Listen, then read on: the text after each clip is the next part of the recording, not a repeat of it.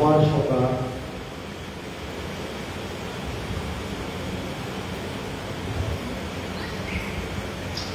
প্রথম দর্শন 13 নম্বর বাণী।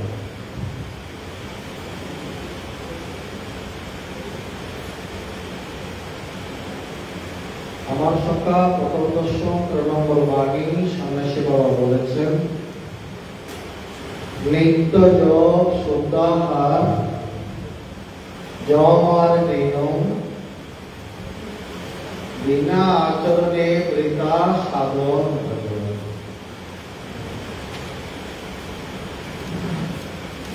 নিত্য যোগ শুদ্ধাহার যমার দিনম বিনা আচরণে বৃথা সাধন। একটি কথা আমাদের মনে রাখতে হবে,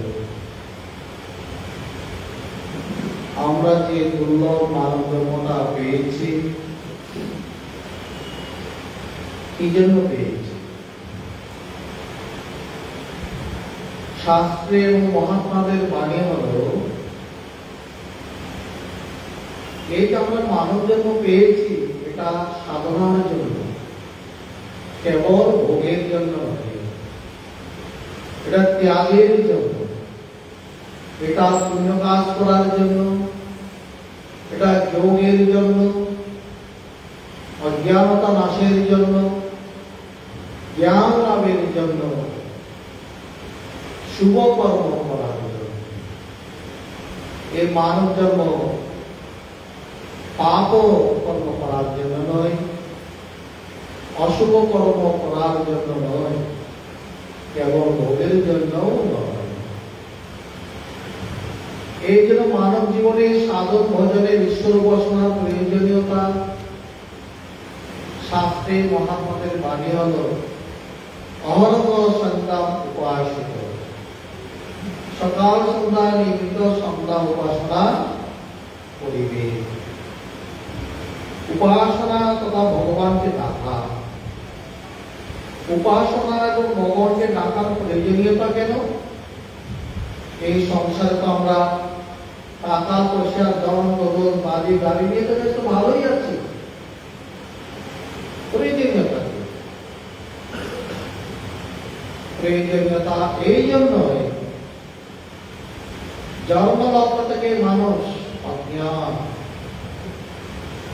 যতদিন অজ্ঞানতা আছে ততদিন তার দুঃখ থাকবে, ক্লেশ থাকবে, কষ্ট থাকবে, অশান্তি থাকবে। সবচেয়ে বড় দুঃখ বারবার জন্ম মৃত্যুর বন্ধনের শিকার হবে। সংসার আসলে অষ্টমাস মায়ের তাকে বাঁধবে, ত্রিগুণ তাকে বাঁধবে, এই যন্ত্রণার শিকার তাকে হতে হবে। এই যন্ত্রণা থেকে মুক্তি ধন দৌলত টাকা পয়সার দ্বারা সম্ভব হয়। এই অজ্ঞানতা নাশের জন্য, যে জন্ম থেকে আমরা অজ্ঞান হয়ে আছি, আমাদের মধ্যে যে অজ্ঞানতা আছে, যে অজ্ঞানতার কারণে আমাদের অহংকার, অভিমান, আমাদের আসক্তি, অলসতা উত্তরোত্তর বৃদ্ধি পাচ্ছে। যে অজ্ঞানতা থাকলে আমাদের জন্ম মৃত্যুর বন্ধন স্বীকার করতে হচ্ছে, সে অজ্ঞানতা নাশের জন্য ভগবানের উপাসনা প্রয়োজন। এবং কেবল এই মানব জন্মেই এই উপাসনা সম্ভব, অন্য কোন জনিতে এই উপাসনা সম্ভব নয়। এবার ভেবে দেখুন, যেমন টাকা পয়সা থাকলেই আপনি মানব জন্মে সুখী হবেন তা নয়। যতদিন অজ্ঞানতা নাশ না হবে ততদিন মানুষ পূর্ণ সুখী হতে পারে না। যে অজ্ঞানতা কেটে গেল, জ্ঞান আসলো, জ্ঞানের সাথে সাথে তার আনন্দ হলো। ওই আনন্দই পরম সুখ, ব্রহ্মানন্দ পরম সুখধন।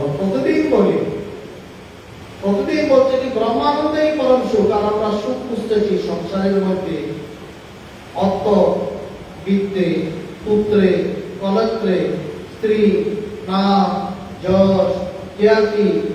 সবাই যেন আমাকে জানো, আমাকে চিনো, আমি হামকরা ব্যক্তি হয়েছি, বিরাট ধনী হয়েছি, বিরাট বিদ্বান হয়েছি, বিরাট শিক্ষিত হয়েছি, এগুলো দ্বারা অজ্ঞানতা যাবে? যাওয়ার কোনো উপায় আছে? কোনো উপায় নেই। ঈশ্বর উপাসনার প্রধান উদ্দেশ্য অজ্ঞানতা বিনাশের জন্য। অজ্ঞানতা কি? আমি কে? আমাকে না জানাই হচ্ছে অজ্ঞান। আমাকে না জানাই অজ্ঞান। আমি কে? আমরা কেউ জানি না। গুরুমুখে, শাস্ত্রকে, গুরু চরণে গেলে, শাস্ত্র অধ্যয়ন করলে সেখানে জানা যায় আমি যে কে, আমার প্রকৃত স্বরূপ।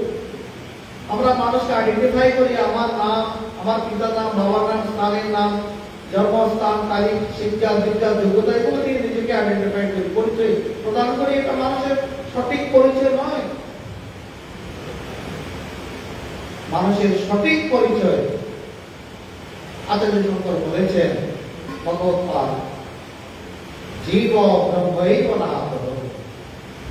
জীব জগতে নিজেকে এই উদ্রন্তকে ত্যাগ না করে, অজ্ঞানতাকে ত্যাগ না করে, বিমুক্ত না বসছে, ততদিন সে তার স্বরূপ লাভ করতে পারবে না। আমরা যে যে অবস্থায় থাকি না কেন, ঘরে, বাইরে, আশ্রমে, আমাদের সাধনা প্রতিদিন প্রয়োজন। এই ভগবত উপাসনার সঙ্গে অর্থবিত্তের কোন সম্পর্ক নাই, বাণিজ্যিক কোন লেনদেনের সম্পর্ক নেই। মহাত্মারা বলেন, তুমি ঈশ্বর উপাসনার সঙ্গে বাণিজ্যিক লেনদেন জুড়ে দিও না। অত আমি ভগবানকে ডাকছি টাকার জন্য, পয়সার জন্য, অর্থের জন্য, ধনদৌলতের জন্য, আরোগ্যতার জন্য, বলে না। এগুলো বলে তুমি ঠকে যাবে। ভগবান তোমায় কৃপা করবেন বটে, তোমার অজ্ঞানতা বিনাশ করবে না। ভগবানকে ডাকলে ভগবান তাকে সুখে রাখেন। সেজন্য ভগবান বলেছেন, অজ্ঞানতা বিনাশের জন্য যারা অনন্য ভাবে আমার উপাসনা করেন, তাদের জীবনযাত্রার জন্য যেটুকু অর্থ, অন্ন, আশ্রয়, চিকিৎসার প্রয়োজন, সেটুকু সে পেয়ে থাকে। আচ্ছা, আমাদের ভারতবর্ষে ধর্মকে কেন্দ্র করে যত মঠ, আশ্রম, উপাসনালয় স্থাপিত হয়েছে, কিংবা ভগবানের জন্য তারা ত্যাগের পথে ঈশ্বরের জন্য নিজের জীবন উৎসর্গ করেছে, যত সাধু, মহাত্মা, জ্ঞানী, গুণী, বৈষ্ণব যারা আছেন, তারা কি কোন জাগতিক তত্ত্বের অভাবে আছেন? কেউ বলতে পারবে না। একলা নাকিয়ে আছেন। এতে কি প্রমাণিত হয় না ভগবানকে ভগবানের জন্য উপাসনা করলে তার অর্থবিদ্যের অভাব হয় না? অতটুকু বিশ্বাস, নির্ভরতা, শ্রদ্ধা আমাদের মধ্যে নাই। ঈশ্বরকে ঈশ্বরের জন্য উপাসনা করলে তার জাগতিক কোনো কিছুর অভাব থাকে না। তার প্রমাণ আপনি সারা ভারতবর্ষের মঠ মন্দির দেখেন, ওখানে যারা অবস্থান করছে তাদেরকে দেখেন। সেই জন্য মানব জীবনে সাধন ভজনের প্রয়োজনীয়তা অত্যাধিক। এই মানের জন্য সন্ন্যাসী বাবা বলতে চেয়েছেন, মানুষ লোক দেখানো সাধন ভজন করে, উপর উপরে নিজেকে জাহির করতে চায়, নানা প্রকার কেবল মালা ঝোলা নিয়ে বা কিংবা একটু নেমেছে আমার টাহার করে মনে করো আমি খুব ধার্মিক হয়ে গেছি। এইরকম নয় সাধন ভজনটা। সাধন ভজনটা কিরকম বলে, নিত্য জপ। নিয়মিত তুমি জপ করছো কিনা? গুরু তোমাকে যে মন্ত্র দান করলো নিত্য জপ করার জন্য, সেটা লঙ্ঘন হচ্ছে কিনা? যারা দীক্ষা নিয়ে জপ করে না, তারা মন্ত্র ত্যাগের ফল প্রাপ্ত হয়। পাপ তাকে আশ্রয় করে। আমি কথা দিয়েছি মন্ত্র জপ করবো, কিন্তু আমি করি না, এটা গুরুবাক্য লঙ্ঘন হয় না, তার অপরাধ হয়। যেখানে অপরাধ অজ্ঞানতা নাশের জন্য নিত্য জপ করার বিধান, সেখানে এখানে যদি আমরা এগুলো না করি, নিয়মিত ত্রিসন্ধ্যা যদি জপ না করি, আমাদের পাপের প্রাচীর তো দিন দিন বাড়ছে। আর তার প্রমাণ কি?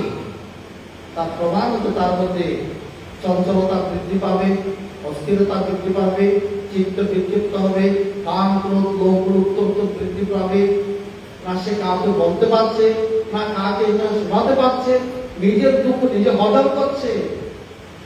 সবাই দেখুন যার যার মনের অবস্থা। তার অজ্ঞানতার দিন দিন আরো বাড়ছে।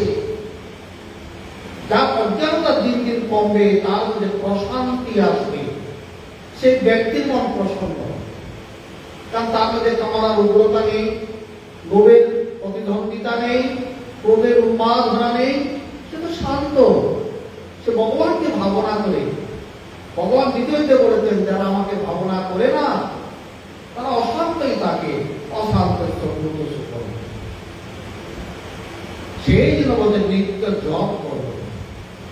গুরু প্রদত্ত মন্ত্র নিষ্ঠা সহকারে জপ করা চায়। জপের 3 প্রকার বিধান আছে। বাচিক জপ, উপাংশু জপ, মানসিক জপ। তো গুরু মন্ত্র বাচিক জপ করা যায় না। বাচিক জপ কিরকম? উচ্চস্বরে কীর্তন করে যে জপটা হয়, যেটা যেরকম আমরা নমঃ শিবায় কীর্তন করি, হরে কৃষ্ণ মন্ত্র উচ্চাঙ্গ সঙ্গীতের মাধ্যমে ভগবানের আরাধনা করি, এগুলো বাচিক জপ। কিন্তু গুরু প্রদত্ত মন্ত্র বাচিক জপ নিষিদ্ধ। গুরু মন্ত্র জপ উপাংশু জপ ও মানসিক জপের অন্তর্ভুক্ত। উপাংশু জপটা ঠোঁটে ঠোঁটে জপ, নিজে শুনবে, অপরে শুনবে না। আর মানসিক জপ চোখ মুখ বন্ধ করে ইষ্ট দেবতাকে ধ্যানপূর্বক মনে মনে জপ। তার জপ তদত্ত ভাবনা নিয়ে হলো মানসিক জপের নিয়ম। যাকে জপ করছি তার রূপ যেন আমার চোখের সামনে বাসে। আমি যদি কৃষ্ণ মন্ত্র জপ করি, আমার চোখের সামনে কৃষ্ণ প্রতিমূর্তি যেন আমি দেখে দেখে জপ করছি। আমি যদি কালী মন্ত্র জপ করি, কালী মূর্তির রূপটা যেন আমার চোখের সামনে বাসে, তাকে দেখে দেখে জপ করছি। আমি শিব মন্ত্র জপ করি, শিবের প্রতিরূপটা আমার চোখের সামনে বাসে, আমি দেখে দেখে জপ করছি। মনটাকে ওখানে লাগিয়ে।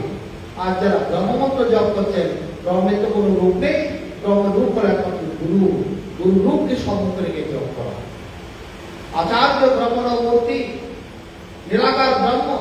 যারা ব্রহ্মমন্ত্র জপ করেন, সেই ব্রহ্ম নিরাকার ব্রহ্মের সাকার উপরে একমাত্র দীক্ষাদাতা গুরু, দীক্ষাদাতা গুরু প্রত্যম মন্ত্রই পরম গুরু। মন্ত্র হচ্ছে পরম গুরু, আর দীক্ষাদাতা সেই ব্রহ্মের প্রতিরূপ। যারা আত্মমন্ত্র জপ করেন, তাদের প্রতিরূপ হলো এরকম সাকার কোন দেব দেবী নয়, কেবল গুরু।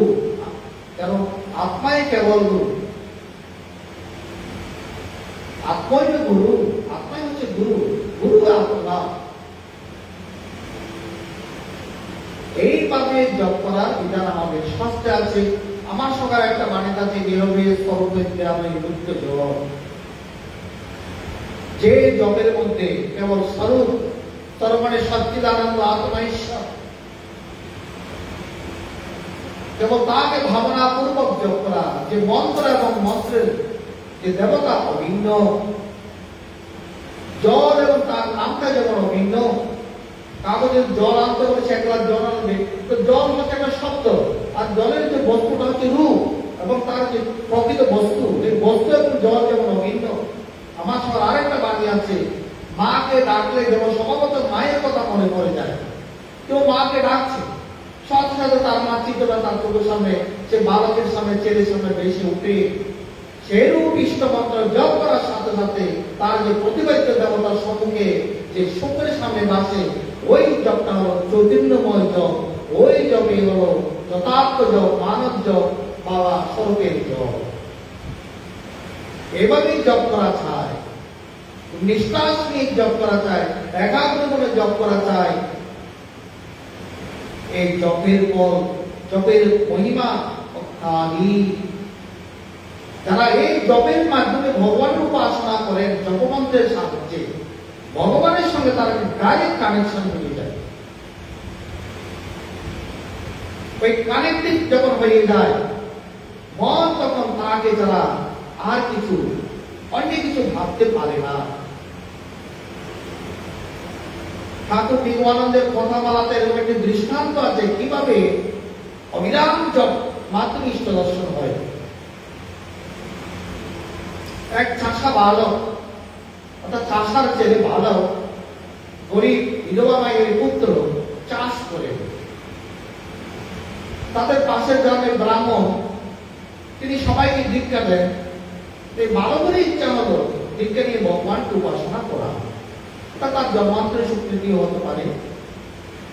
ব্রাহ্মণের কাছে গেলেন, আমাকে গুরুদেব দীক্ষা দিন। বলে না, তুমি এখন চাষাদের তুমি এসব বুঝবে না, তুমি এখন যাও মাঠে কাজ করো।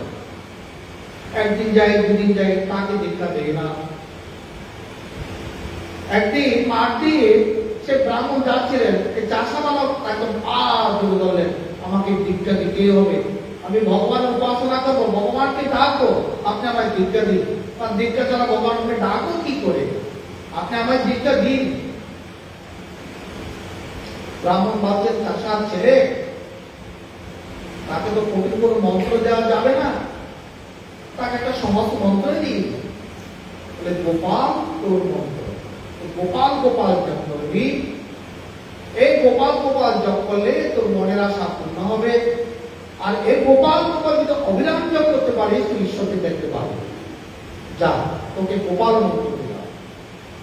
ব্রাহ্মণ গুরুদেব চলে গেলেন। এবার চাষার ছেলের সাধনা শুরু হয়ে গেল, গোপাল গোপাল জপ করতে শুরু হয়ে গেল।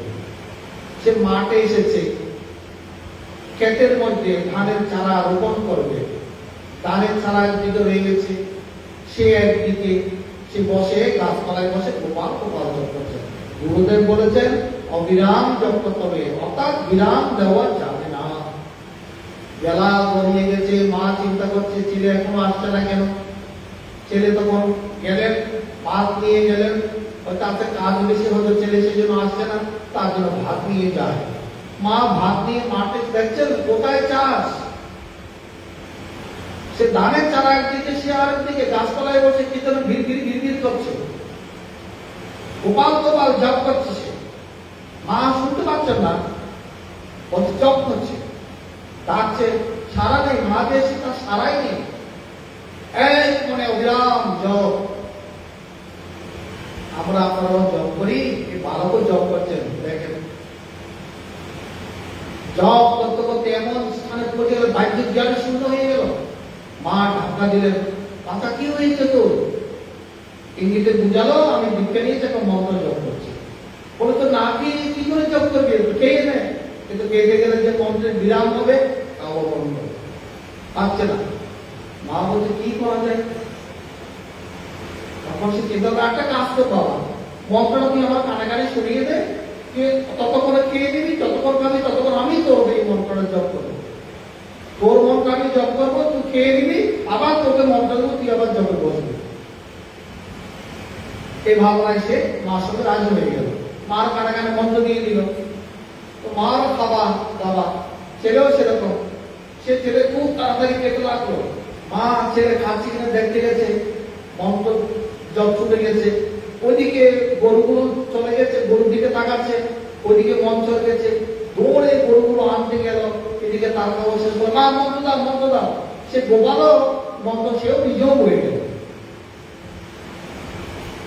ইষ্ট ভাবনা ত্যাগ করে যদি বিষয়ে মন দেওয়া হয়, ইষ্টের ভাবনা ত্যাগ পেয়ে যায়।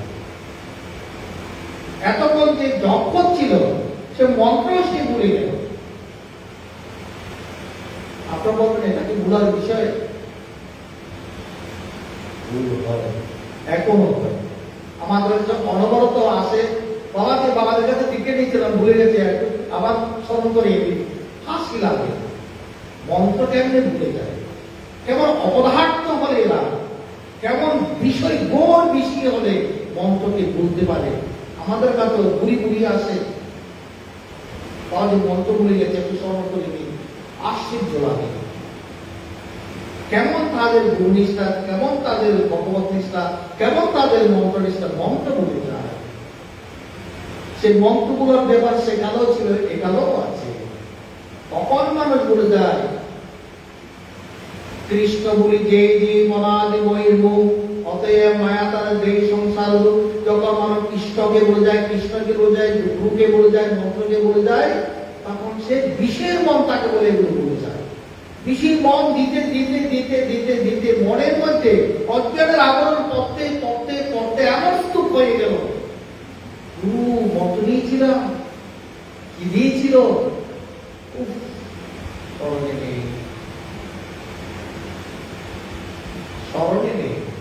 চর্চা না থাকলে অনাভ্যাসে বিদ্যা যেমন হ্রাস পায়, গুরু মন্ত্র জপ না করার কারণে মন্ত্র গুরু হয়ে গেল। এই ভাগত্ব ততক্ষণ নয়, কেবল কেটে গেল, তাতে বেশি মন পড়লো, মন্ত্র ভুলে গেল। মা মন্ত্র ত্যাগের গরু থেকে গেল, মন্ত্র গুরু হয়ে গেল। মাও মন্ত্র ভুলে গেল, ছেলেও মন্ত্র গুরু হয়ে গেল। ছেলে কান্না শুরু করে, আমার মন্ত্র দাও, আমার মন্ত্র দাও। গুরুকে আমি কথা দিয়েছি, অভিরাম আমি জপ করবো, আমি কি জপ করবো? মা হঠাৎ চিন্তা ভাবনা করে বাঁচা বাঁচা, মন্ত্র পেয়ে গেছে, পেয়ে গেছে, আয় আয় মন্ত্র বলে দিই, আয় কানে কানে বলে। মন্ত্র বলেছিল টোপাল টোপাল, গোপাল বলে টোপাল টোপাল টোপাল টোপাল জপ করছে, বিশ্বাসের সহিত জপ করছে। সেও মনে করে নিয়ে সেটাই আমার মন্ত্র, আবার অবিরাম জপ করবে। জপের মধ্যে মন্ত্র শব্দ যাই হোক না কেন, তার বা ঈশ্বরের দিকে, তার বা ভগবানের দিকে, গুরুবাইকে অবিরাম তার একান্ত বিশ্বাস, সে বিশ্বাসে টোপাল টোপাল জপ করতে করতে করতে করতে অন্তর জগতে সে প্রবেশ করলো। বাহ্যিক জ্ঞান শূন্য হয়ে গেল, তার সে অস্ত্র পুলক সবগুলো জপের পরে মানুষ সাধকের যা যা ভাব বাহ্যে প্রকাশ পায়, সব লক্ষণ প্রকাশিত হতে লাগলো, অবিরাম চলতে লাগলো। বৈকুণ্ঠের নারায়ণ লক্ষ্মীকে বলছেন, দেবী আমি এবার মধ্যলোকে যাচ্ছি। বলে কেন?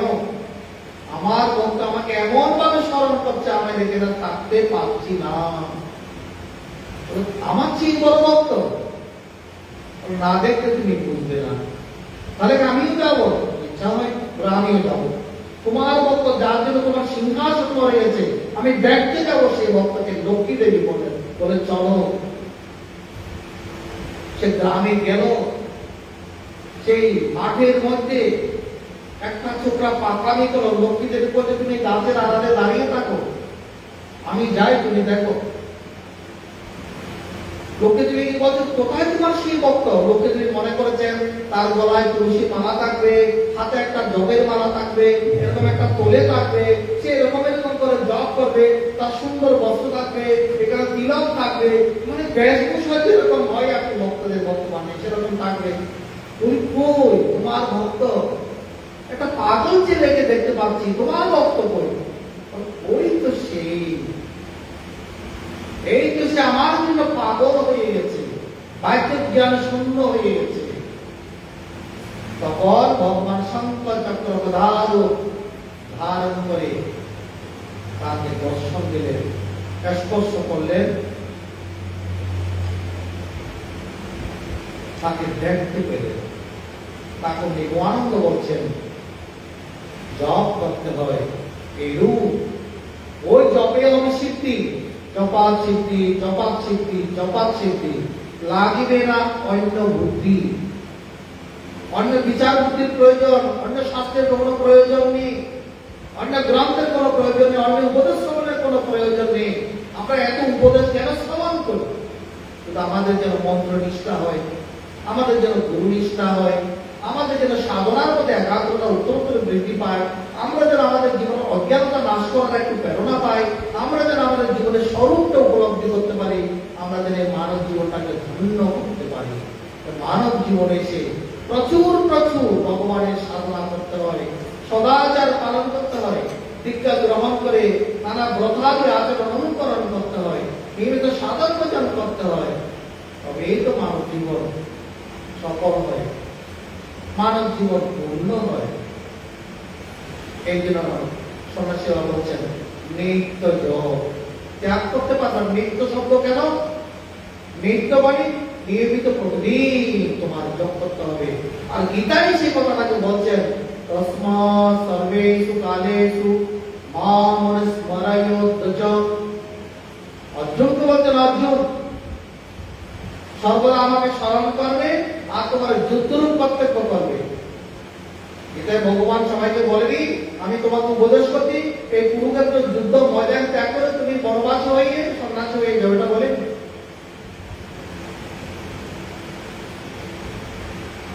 তোমার কর্মের মধ্যে আমাকে স্মরণ করো, আমাকে স্মরণ করে করে তোমার কর্ম করো, আমাকে ভুলে যেও না। তসমাৎ সর্বেষু কালেষু সর্বকালে, সর্বদা সর্বথা সর্বকালে প্রতিদিন নিয়মিত আমৃত্যু আমাকে স্মরণ করো আর তোমার কর্তব্য পালন করো। অর্থাৎ যে যার কর্তব্যের মধ্যে আছে তার কর্তব্য পালন করবে ঈশ্বর স্মরণের মধ্যে। এগুলো শোনা হচ্ছে নিত্য জপ, নিত্য জপ। সাধক ভজনের প্রথম কথা হলো নিত্য জপ। আর কি বললেন? শুদ্ধ আহার। এই জপের প্রতি তোমার যে প্রেরণা আসবে, এই জপের প্রতি তোমার যে আগ্রহ সৃষ্টি হবে, এই জপের জন্য তোমার মন কখন প্রস্তুত হবে, তাই শুদ্ধ আহারের প্রয়োজনীয়তা আছে। আমি ভোগ বিলাসিতায় ভোগ বিলাসিতায় জীবন যাপন করে আগ্রহী ইষ্টজপ হয় না। যদি হয় সেটা হচ্ছে কর্তব্য। আমাকে বলেছেন গুরু দিল্লিতে বসতে হবে, একটু যাই সন্ধ্যায় সকালবেলা একটু বসি, তাই সারা কর্তব্য ভালো। যেটা প্রেরণা, আগ্রহ, ঐকান্তিক ইচ্ছা, নিষ্ঠা, এটা হয় মন শুদ্ধ। আর মনের শুদ্ধতার জন্য হচ্ছে শুদ্ধ আহার। শুদ্ধ আহার করো। আহার কেবল বাগেন্দ্রের আহার নয়, পঞ্চেন্দ্রের আহারকে শুদ্ধ করতে হবে। আগে যেমন করে বলেছেন, আমরা আহার প্রধানত মুখ দিয়ে যেটা গ্রহণ করি সেটাকে বুঝি, সেটা তো শুদ্ধ অবশ্যই লাগবে। তা কখন শুদ্ধ হবে? আহার যদি মিতাহার হয়, আহার যদি মিতাহার হয়, আহার যদি যুক্তাহার হয়। পিতাহার, মিতাহার, যুক্তাহারের দ্বারা আমার এই মুখের ভোজন বা খাদ্য সাত্বিক করে। পিতাহার কি? যে আহার করিলে আমার সাধন ভোজনের ব্যাঘাত হয় না, শরীর অসুস্থ হয় না, তাকে বলে পিতাহার। আমার সকাল একটা বাণী আছে, যে খাদ্য গ্রহণে আসে শরীরে বিকার, বিষ্ঠা তুল্য জানে তাহা করি না। এমন ভাবে এলাম ভেগুর উঠছে, এমন ভাবে এলাম যেন একটা বিছানায় যায়, শুয়ে পড়তে পারবো না, ভালো লাগে। এমন ভাবে এলাম, তরকারি যা হয়েছে না, আর একটু দাও, আর একটু খেয়ে নিলাম। শরীরের পরিণাম কি হচ্ছে ভাবলাম না, অবিবেকের মতো। আসলে প্রকৃতির লোকেরা করে, ভদ্র লোকেরা করে না, সভ্য লোকেরা করে না। তার বলছে গীতা আহার, যে আহারের দ্বারা তোমার শরীর মন শুদ্ধ থাকবে, সেটা হলো গীতা আহার। পিঠ মানে কল্যাণ করবে। গীতা আহার, হ্যাঁ ঠিক আছে, তোমার বস্তু নির্বাচন শুদ্ধ হলো, তাহলে এখন ইচ্ছা করতে একদম খেয়ে দিলাম। দুধ সাত্বিক আহার বটে, পরিমিতের অধিক যদি গ্রহণ করে না, রাজসিক তামসিক আহারও পরিণত হবে। আপনি যদি শুদ্ধ সাত্বিক আহার অপরিমিত গ্রহণ করেন, অধিক গ্রহণ করেন, সেটাও রাজসিক তামসিক আহারে রূপান্তরিত করে। মিতাহার মানে অল্প আহার। তারপর যুক্ত আহার, যে খাদ্য ভগবানকে নিবেদন করে, নিবেদন পূর্বক, কৃষ্ণ নাম স্মরণ পূর্বক আমি প্রসাদ সেবন করছি, এই ভাবনায় গ্রহণ করা হবে। আমরা করি কি? আপনারা করেন কি? ভোজনের ভালো মন্দ বিচার করেন, প্রসাদ জ্ঞান না থাকলে ভালো মন্দের বিচারটা আসে। এটা হলো শুদ্ধ আহার। এটা কেবল মুখের আহার হলো, চোখের আহার কিভাবে শুদ্ধ করবো? আমি খাচ্ছি নিরামিষ, কিন্তু আমি মানুষের দোষ দর্শন করি, ওই মানুষ খারাপ। আমি মানুষের বিষয় দোষ দর্শন করি, ওই খুব খারাপ, এটা খারাপ লোক, এটা ভালো লোক নয়, এইসব নিয়ে আমার চিন্তা থাকে। আমার চোখ দিয়ে আজে বাজে জিনিস দৃশ্য হয়, এখন খারাপ জিনিস দেখার ইচ্ছা হয়। কিন্তু মুখের আহার আপনি গরু ছাগলের মধ্যে নিরামিষ খেলে কি হবে? গরু ছাগল তো নিরামিষ খায়, তাই না? একটা মানুষ নিরামিষ আহার বলে কি হল? শুদ্ধই গেল। চোখের আহার শুদ্ধ করা যায়। এই চোখের আহার শুদ্ধ করার জন্য আমরা মঠে মন্দিরে দেব বিগ্রহ দর্শন করি, তীর্থে গিয়ে সাধু দর্শন করি। কেন? ওই ভাবটা যেন আমার সমগ্র জীবনের মধ্যে থাকে। আমি প্রত্যেক নারীকে যেন গৌরীর উপর দর্শন করি, প্রত্যেক নরকে যেন নারায়ণ দেখি, প্রত্যেক মানবকে যেন গরু গোপাল রূপে দর্শন করি। অবিরত গুরুপদে রাখিবে ভগতি, অখণ্ড ব্রহ্মাণ্ডে তখন ত্রিগুরু মূর্তি। মাতৃবৎ পরধারেষু পরদ্রব্যেষু রুষ্টবৎ আত্মবৎসর উদ্দেশ্যু জ পশ্চিম নিহিত। পরে স্ত্রীকে দেখে যেন আমার মায়ের কথা মনে হয়, পরে দ্রব্য দেখে আমার বোধ না এসে মনে একটা পাত্র। আমার যে আত্মা সকলের আত্মাকে এরকম ভাবে যে চলাফেরা করে সে তো পরপণ্ডিত, সে জ্ঞানী। আমার চোখের আনা শুদ্ধ করতে হবে। এইসব ভাবনার ধারা আমরা কেন তীর্থ যাচ্ছি, কেন আমরা তীর্থ পরিক্রমা করছি, কেন মঠে মন্দিরে যাচ্ছি? মঠে মন্দিরে গিয়ে কোথায় প্রণাম করি? বিগ্রহকে প্রণাম করি। ও বিগ্রহ কেবল বিগ্রহ স্থানেই আছে দেবতাটা, ভগবান না, তিনি সর্বত্র নেই। এই ভগবান যে সর্বত্র আছে। ভগবানকে কেবল বিগ্রহের মধ্যে যারা দেখে তারা হল অধম ভক্ত, আর সকলের মধ্যে যে বিগ্রহের ঠাকুরকে দেখে সে হল উত্তম ভক্ত।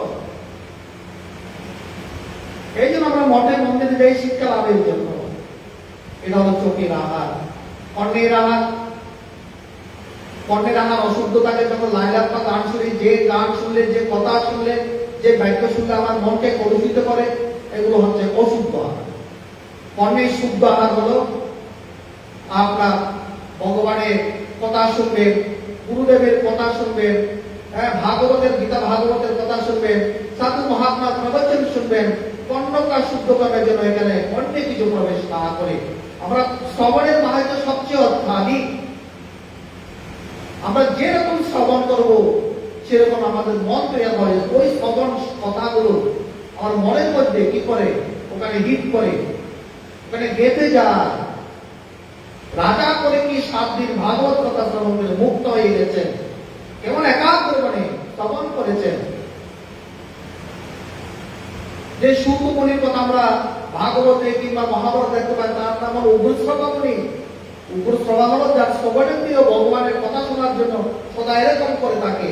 আজকাল গ্রামের লোকদের কাজ হয়ে থাকে তার দুঃখ থেকে সেটা শোনার জন্য যেন জটলা পার হতে পারে। আমরা জটিলা কুটিলা হয়ে গেছি। জটিলা কুটিলা, ওই রাজার 2 জটিলা কুটিলা আছে না, ওই জটিলতা কুটিলতা সৃষ্টি করার নামে হলো জটিলতা কুটিলতা। আর শ্রবণেন্দ্রিয়ের মাধ্যমে এগুলো বেশি সৃষ্টি হয়। শ্রবণেন্দ্রিয়কে শুদ্ধ করতে হলে এই মধ্যে গীতা ভাগবত প্রবচন এগুলো শুনতে হবে। মনের মধ্যে যে বিকার উৎপন্ন না হয় সেই কথাগুলো আমাকে শ্রবণ করতে হবে। নাসাইন্দ্রিয় শুদ্ধ কিভাবে হবে? নিয়মিত প্রাণায়াম সাধনের দ্বারা এবং কুম্ভকের মধ্যে মনকে আমি অধিষ্ঠিত রাখতে পারলে তখন আমার মন শুদ্ধ হয়ে গেল নাসাইন্দ্রিয়ের দ্বারা। নিয়মিত যারা প্রাণায়াম করে না তাদের নাসাইন্দ্রিয় এটা অশুদ্ধই থাকে, তাহলে সেটা প্রাণায়াম সাধন করে না। নাসাইন্দ্রিয় কাজ কি? সেটা যে নাসাইন্দ্রিয় দ্বারা ভগবানকে শ্বাস প্রশ্বাসের মাধ্যমে জপ করে না, তার নাসাইন্দ্রিয় তো পশু পাখির মতো নাসাইন্দ্রিয় হয়ে গেল। তাদের তো নাসাইন্দ্রিয় আছে, চিন্তা করে তারা তো ভগবানকে জপ করে না। তো আমার সঙ্গে তাদের সঙ্গে কি আত্মা পাবো? আমার এই নাসাইন্দ্রিয় শুদ্ধ হবে যদি আমি নিয়মিত প্রাণায়াম সাধন করি, নিয়মিত কুম্ভক করি, এই কুম্ভকের মধ্যে ভগবান ঈশ্বরকে দর্শন করি। ত্বকে চক্ষু, কর্ণ, নাসা, জিহ্বা, জিহ্বা ইন্দ্রিয় তো হিতাহার মিতাহার কথা বলা হলো, এবং এই জিহ্বার দ্বারা ভগবানের স্তবস্তুতি করা শুদ্ধ আহারের অন্তর্গত, ভগবানের নাম জপ অন্তর্গত। আর ত্বকের এই ত্বক শুদ্ধ হবে কি করে? অলসতা ত্যাগ করে, ত্যাগ টিকার মাধ্যমে শরীরকে সুখ না দিয়ে ঈশ্বরের উপাসনার জন্য একনিষ্ঠ হওয়া। ভোরবেলা উঠতে পারছি না, আরেকটু ঘুমাই। আর যেদিন বন্ধের দিন সকাল 9টা থেকে ঘুম থেকে উঠি, সূর্য দর্শন হয়, আমার সূর্য নারায়ণকে দর্শন হয় সকাল 9টার পর, আরো ঘুমাই একবেলা। সারাদিন সবটা পরিশ্রম করেছি, একবেলা উঠে বেরিয়ে আরামসে ঘুমাই। শরীরে সুখ দেওয়ার জন্য ঈশ্বরের কথা ভুলে যাচ্ছি আমরা। ওই ত্যাগ তিতিক্ষা স্বীকার করে ঈশ্বর উপাসনার জন্য শরীরটাকে তৈরি করার নাম হলো ত্বকের স্পর্শের সাধনা। এই হলো পঞ্চেন্দ্রিয়ের আহার। এই আহারের কথা এখানে বলা হয়েছে শুদ্ধ আহার। নিত্য জল শুদ্ধ আহার, জমান নির্মল বেরোনার ভালো লাগে। বলে ছেড়ে দিচ্ছে। যম, অষ্টাঙ্গ যোগ সাধনার প্রথম পদক্ষেপ যম। যম, নিয়ম, আসন, প্রাণায়াম, প্রত্যাহার, ধারণা, ধ্যান, সমাধি, অষ্টাঙ্গ যোগের এই প্রথম হল যম। যমের আবার 5টি ভাগ: অহিংসা, সত্য, অস্তেয়, ব্রহ্মচর্য, অপরিগ্রহ। এখানে বলা হয়নি এখন কেবল ত্যাগীরা করবে, কেবল সাধুরা করবে, বাকিরা করবে না, এই কথা কিন্তু বলা হয়নি। জীবনের যারা মঙ্গল চায়, নিজের অজ্ঞানতা যারা বিনাশ করতে চায়, ঈশ্বরের সঙ্গে যারা সম্পর্ক জুড়তে চায়, যারা সুখ শান্তি জীবন আনন্দ পেতে চায়, জীবনকে যারা সফল এবং পূর্ণ করতে চায়, তাদের প্রত্যেকের জন্য যমের সাধনা। অহিংসার সাধনা, হিংসা না করা, কায়িক মনোবাক্যে কাকে আঘাত না করা, শরীর দ্বারা, মন দ্বারা, বাক্য দ্বারা কাকে আঘাত না করা, এটা হলো সাধারণত্ব অহিংসা। আর অহিংসার অসাধারণত্ব হলো নিজের প্রতি নিজের হিংসা না করা। এটা কিরকম? ঠিক আছে, পরকে মারলাম না, পরকে আঘাত করলাম না, ঠিক আছে, একটা পাতাও আমি ছিনলাম না বিনা কারণে, এটা হিংসা হয়, তা আমি করবো না। আমরা তো মাছ মাংস খাচ্ছি, এটা তো হিংসা। হিংসার মাধ্যমে আমার কাছে আসছে। আপনি নিজে বদলোক সাথে কি হবে? খাচ্ছেন তো মাছ মাংস, মন তো এমনি কলুষিত হয়ে যাচ্ছে। হিংসার মাধ্যমে সে দ্রব্যগুলো আসছে। তাই নিজেকে নিজের সাথে নিজেকে অহিংসা করবে। নিজের সাথে হিংসা হলো যে নিজের আত্ম উদ্ধারের সাধনা করে না, সে শরীর নিজের কাছে নিজে হিংসুক হয়ে যায়। যে নিজের আত্ম উদ্ধারের সাধনা করে সে তখন অহিংসক হয়ে যায়। যে আত্মঘাতী সে হচ্ছে হিংসুক। কে আত্মঘাতী? বলে যে সুন্দর দেহ পেয়েছে, সুন্দর সদ্গুণ পেয়েছে, সাধনা পেয়েছে, এবার তিনি এই ভবন সংসার পার হইতে না চায়, ন তরে তো আত্মহা। এই সুন্দর দেহ পেয়ে যারা ঈশ্বর সাধনা করে না, সাধনার যত্ন করে না, ন যতে তো মূঢ়ধী, আপনি তাদের মতো মূর্খ পৃথিবীতে আর কে আছে? নিজেকে যে আঘাত করে না, যে নিজেকে যে আঘাত করে সে হচ্ছে আত্মঘাতী। আমরা আত্মঘাতী বলতে গলায় ফাঁস দিল, বিষ খেল, গাড়ির তলায় প্রাণ দিল, এটা আত্মঘাতী। কিন্তু প্রকৃত আত্মঘাতী হলো যে নিজের আত্ম উদ্ধারের চেষ্টা নিজে করে না, ন তরে আত্মহা। যে নিজের উদ্ধারের চেষ্টা করে না, তার মতো আত্মঘাতী পৃথিবীতে কেউ নেই। এই নিজস্বই নিজের হিংসা যে করে না, সে অহিংসা সাধন করে। সত্য, সত্য কথা বলা, সত্য পথে চলা, ধর্মের উপদেশ, সত্যম বদ। সত্য সাধনা করতে করতে যখন জীবন শুদ্ধ হয়, তখন তার মধ্যে ওই সত্যটা কি? বলে সত্যই পরম ব্রহ্ম, সত্যই পরম তপ। বলে সত্যই হচ্ছে পরম ব্রহ্ম এবং সত্যের আরাধনা করা হচ্ছে পরম তপস্যা। সকল বস্তুর মূলে এক পরম সত্য নিয়ে আছে। জগতে সত্যের সঙ্গে তুলনা হয়, সত্যার পরাতরণ নাই, আর কিছুই নাই। সেই সত্যের সাধনা করা, তাই মনোভাব। অস্থেয়, স্থেয় শব্দ চুরি করা, অস্থেয় শব্দ চুরি না করা। এই চুরি না করা হচ্ছে অস্থেয়। আর প্রকৃত অস্থেয় হলো নিজের অস্তিত্বকে না বলে অস্তিত্বের সাধনা করা। আমি কে?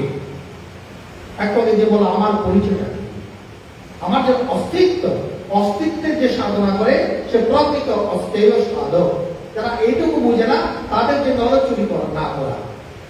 দ্রব্য চুরি, ব্যক্তি চুরি, ধন চুরি, টাকা চুরি, অর্থ চুরি, কর্ম চুরি, কর্তব্য চুরি, ভাগ চুরি, অনেক রকম চুরি আছে। কিন্তু আমরা চুরি মনে করি কারণে না বলে কি একটা দ্রব্য চুরি করে দিলাম, তা নয়। ওটা তো বস্তু চুরি, ব্যক্তি চুরি, ব্যক্তি অপহরণ করা হয়। ধন চুরি, কর্তব্য চুরি, আমি আমার কর্তব্য পালন করলাম না, কর্তব্য চুরি। অনেক রকম চুরি আছে, এগুলো না করার নাম অস্থির সাধনা। ব্রহ্মচর্য, নিয়মিত ব্রহ্মমন্ত্র জপের সাহায্যে ব্রহ্মানুচিন্তন আর অষ্টমৈতুন বর্জন, এইগুলো হলো ব্রহ্মচর্যের সাধনা। এরপর হলো অপরিগ্রহ। অপরিগ্রহ হলো এক কথা, সোজা কথায় বলতে গেলে ভোগ বিলাসিতার জাল। আমরা তো বর্তমানে স্ট্যান্ডার্ড যুগে বাস করছি। নিজের স্ট্যান্ডার্ড তো দেখানোর জন্য ভালো ভালো হোটেলে যাই, ভালো ভালো মলে যাই, ভালো ভালো ফ্যাশনের জিনিস ব্যবহার করি, এটাই মনে করি স্ট্যান্ডার্ড। এটা পরিগ্রহই অপরিগ্রহ। প্রয়োজনের অতিরিক্ত কিছু ব্যবহার না করা, গ্রহণ না করা, ভোগ না করা, এর নাম হলো অপরিগ্রহ। পরিগ্রহ তপস্বী দোষের আগর। যারা সাধনা করে, তপস্যা করে, এই পরিগ্রহই জীবনযাপন করে, তারা সকল দোষের আগর। পরিগ্রহ শূন্য হয়ে তাকে নিরন্তর। এ হলো জম সাধনা। এগুলো আরো বিস্তৃত ব্যাখ্যা আছে, কথা আছে, সময় সময়ে জানানো হবে। আজকে এখানেই পূর্ণবোধ। ওম পূর্ণমদ